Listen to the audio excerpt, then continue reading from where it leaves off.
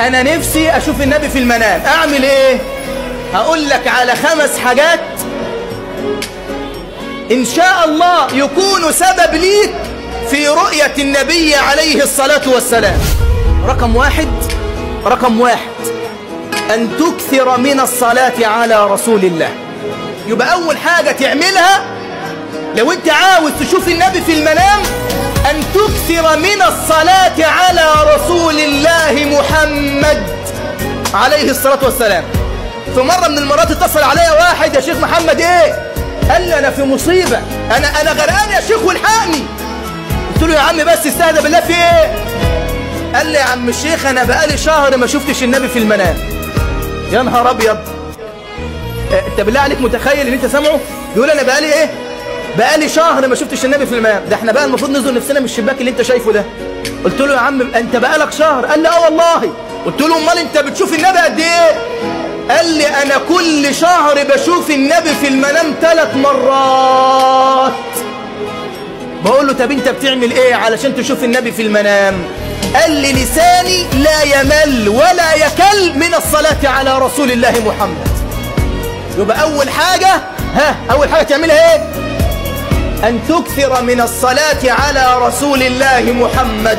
الله يفتح عليك يا حاج محمد. رقم 2 أن تقرأ في سيرة النبي عليه الصلاة والسلام. طب أنا ما عنديش وقت أقرأ يا عم الشيخ، مش بعرف أقرأ يا عم الشيخ. حضرتك الموبايل اللي انت قاعد عليه ليل ونهار كده، افتح فيديو كده عن سيرة النبي عليه الصلاة والسلام. اقرأ عن النبي، عن أولاده، عن زوجاته، عن غزواته، عن مواقف النبي مع الصحابة. خلي بالك، ولما تقرأ في سيرة النبي تزداد شوقا لمحبة النبي، وكلما ازددت محبة للنبي ازدادت شوقتك لرؤية النبي عليه الصلاة والسلام. ولو وصلت للدرجة دي هتشوف النبي عليه الصلاة والسلام.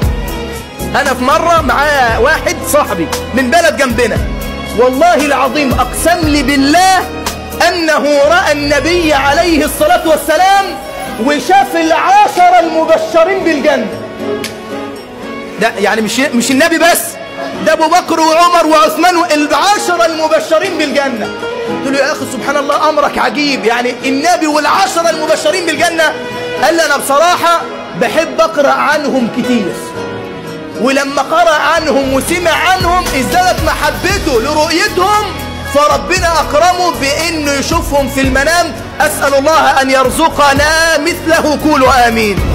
رقم 3 اللي احنا لسه قايلينها: من جبر بخاطر الناس بنية أن يرى في المنام خير الناس أكرمه رب الناس برؤية النبي في المنام.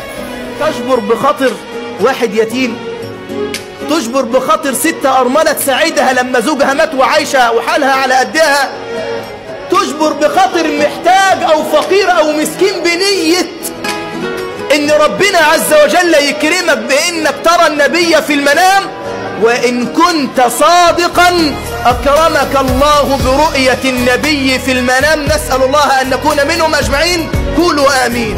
4 أن تدعو الله عز وجل بقول: اللهم ارزقني رؤية النبي في المنام. وكتر من الدعوة دي قوي. رب دعوة كده يعني في وقت وانت بتدعي أبواب السماء مفتوحة يقبلها الله عز وجل، فيكرمك الله عز وجل برؤية النبي في المنام. 5 والأخيرة يقول الله عز وجل: قل إن كنتم تحبون الله فاتبعوني يحببكم الله.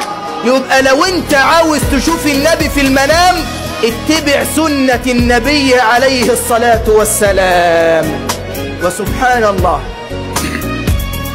الجملة اللي هقولها لك صعبة شوية.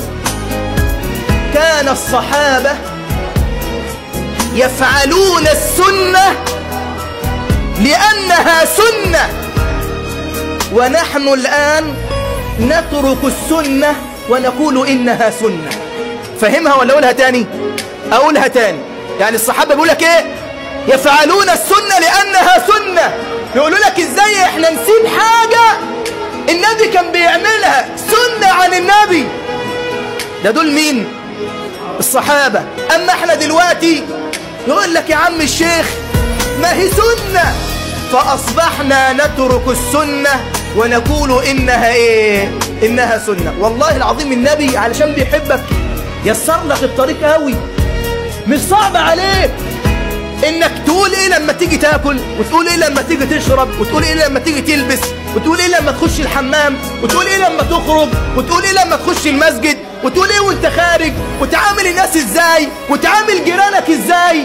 وما ترك النبي لنا شيئا إلا وعلمنا إياه.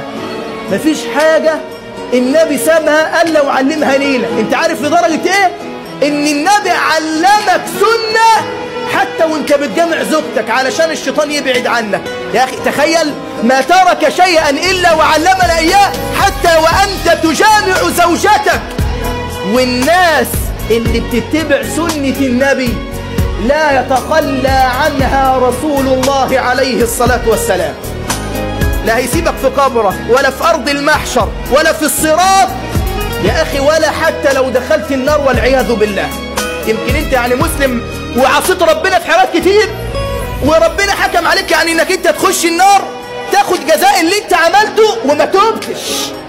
تعرف بقى لو أنت بتتبع سنة النبي في حاجة اسمها شفاعة، والشفاعة أنواع، وفي نوع من أنواع الشفاعة اسمه شفاعة النبي عليه الصلاة والسلام.